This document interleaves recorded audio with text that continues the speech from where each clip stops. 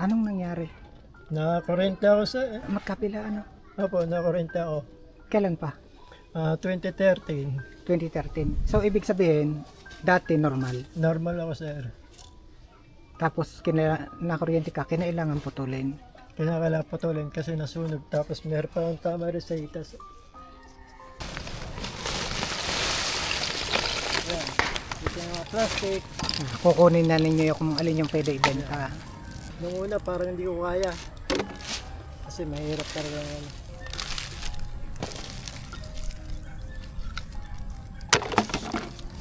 Kasi ito yung kinamulatan kong hanap buhay din sa akin magulang ko ya. Kaya nagtataga kaming mga laro kahit pa paano. Unang-una, wala rin naman akong kamay para mapaghanap buhay ng ibang trabaho. Kung ano lang yung kaya ko sa sarili ko, yun ang ginagawa ko para lang kumita sa araw-araw. Ano nga ulit pangalan mo kuya? Bio. Dito pangalan ko Bio sa Pero kilala sa... alias Kaputol. Kaputol Vloggers. Ano nga eksaktong lugar to? Rose Village, nasa Cebu, Batangas. Dito tayo. Kaya sir, ang bahay ko talaga. Sama tayo kay Kuya Bio. Sa Batangas City. Opo. Kuya, Hello, Baby, sa lulo mo kung may pagkain nga sa sige, mabaya na.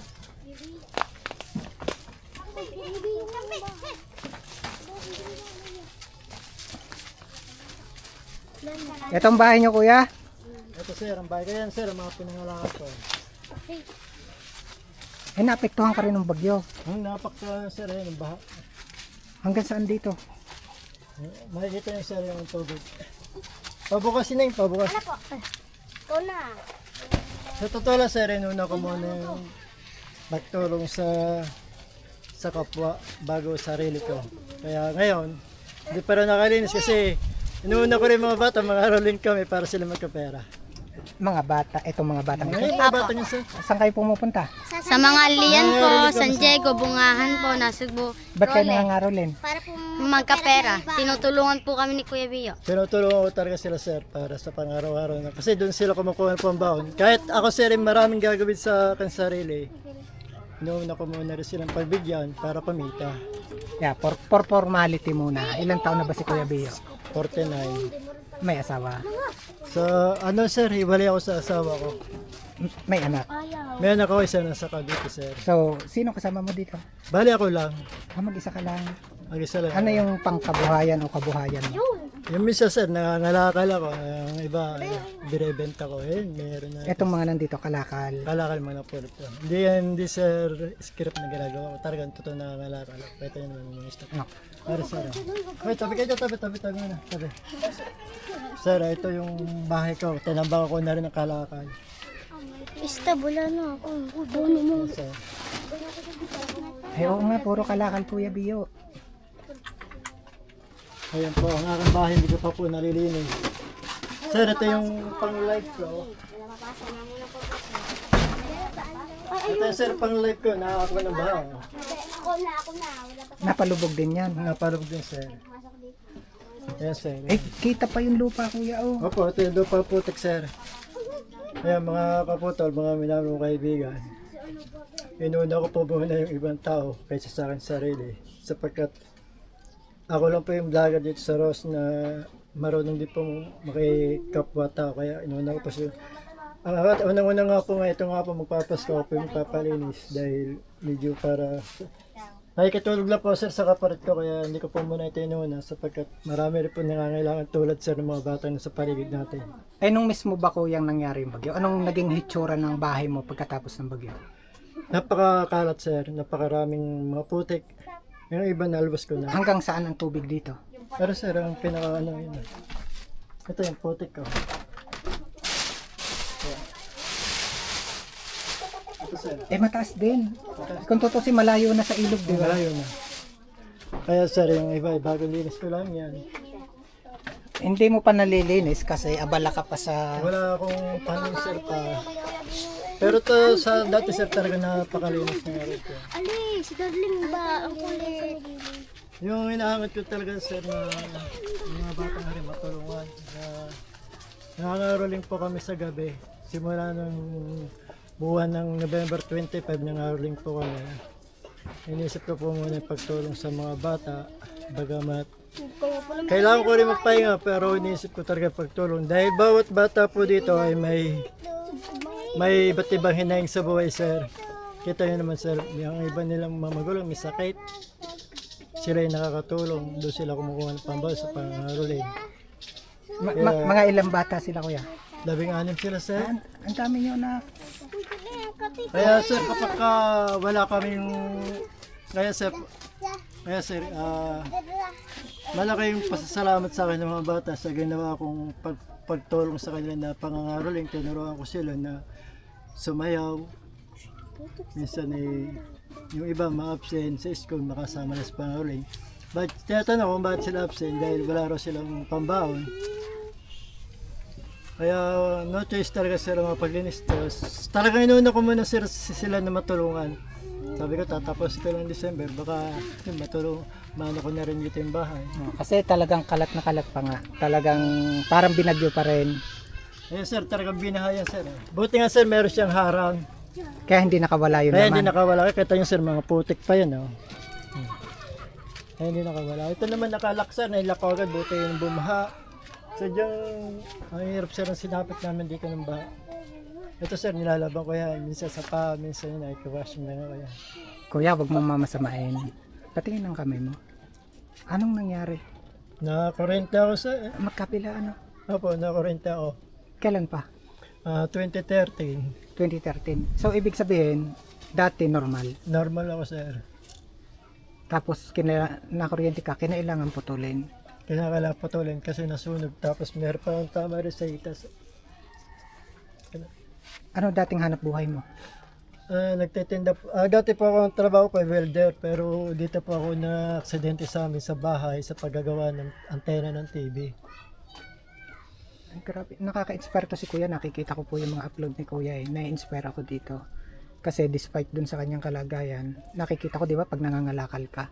Paano ka nangangalakal? Ganyan ang kamay mo. Ano sir, pinagtsatsaga niya, inaano yung mga bakal, yung mga sarasari, nilagay sa plastic patagay. Pinagtsatsagaan sir. Kaya kuya, katulad na rin daw goma, ganyan. Ang ginaganyan mo lang. Oo, nililungot. Alam ba, katulad at aring basura, titingin na kang basura.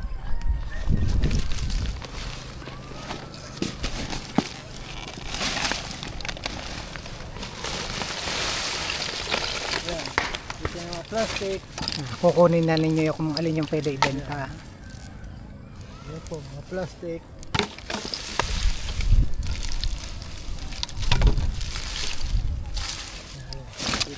Plastic.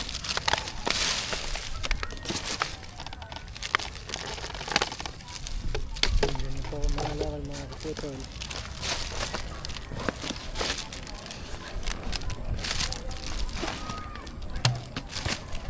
Mahirap man ang buhay, kakayanin para sa pamilya. Sa pangangalakal na ganyan, Kuya, nakakamagkano ka? Isa kumikita ko yan ng kahit pa para pambilang bigas, 150 sa isang araw, 200. Conforme rin sa mga kalakal namin, Makaraos lang talaga. makaraos na sa araw-araw. Tinitiis namin yung mga baho dito para lang kumita. Kasi may amoy nga po eh, no? Tapos ayan, dami-daming lang. Mahirap man, Bangag. pero kakayanin.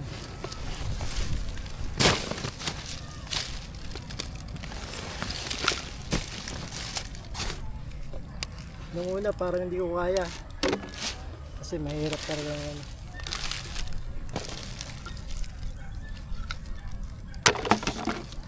Kasi ito yung kinamulatan kong hanap buhay din sa akin magulang ko yan. Kaya nagtataga kaming mga laro kahit pa paano. Kasi unang-una wala rin naman akong kamay para mapaghanap buhay ng ibang trabaho. Kung ano lang yung kaya ko sa sarili ko, yun ang ginagawa ko para lang kumita sa araw-araw.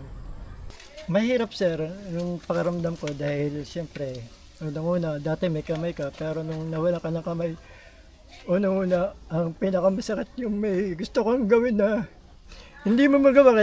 Kita nyo sir, nakikita nyo sa paligid ko. Kapag ako'y pagod na, tinutulog ko na lamang yun. At kapag may nagawa naman ako, masaya na rin ako. At masaya na rin din po sa ginagawa kong pagtulong sa mga katulad ko na rin mga batang ari. yung mga nasi-share ko na kaunting naitutulong ko rin to sa mga mahihirap na mahirap na hindi ko po maiwari sa aking sarili talaga. Pero yan, nawalan ka man ng kamay, pero malaki ang puso ni Kuya. Yun ang nakikita ko sa iyo eh. Yung inspirasyon na hatid mo. Continue praying lang naman. Ano Kuya? Yan, si God. Again, baka nga ano, no? Kaya siguro kaya nangyari yun. May dahilan si God. Dinala ka rin dun sa ganitong gawain. Iisa yung layunin natin. Pasasaan ba't nakikita naman ni God eh, yung ginagawa natin. Yung po nakikita nyo sir na mga nadika ako ngayong gamit, galing dito siya sa akin mga kaibigan na sponsor ng mga kuwan. Katulad po na rin, bigay dito ito sa akin ng mga sponsor, cellphone. Ayan po sir, makikita nyo po paano pa ako mag-touch ng aking kuwan. Ito po sir, ako rin lang po nagre-reply sa inyong mga ginagawa. Ayan sir. Ganyan ka nakapag-cellphone. Apo. Para sir, at kita nyo. Wala pa ako taga-reply mga minamalang kaibigan. Ako lang po ang Ikaw gumagawa lang sa aking talaga. sarili. At ito lang din yung gamit. Ito lang po ang gamit ko.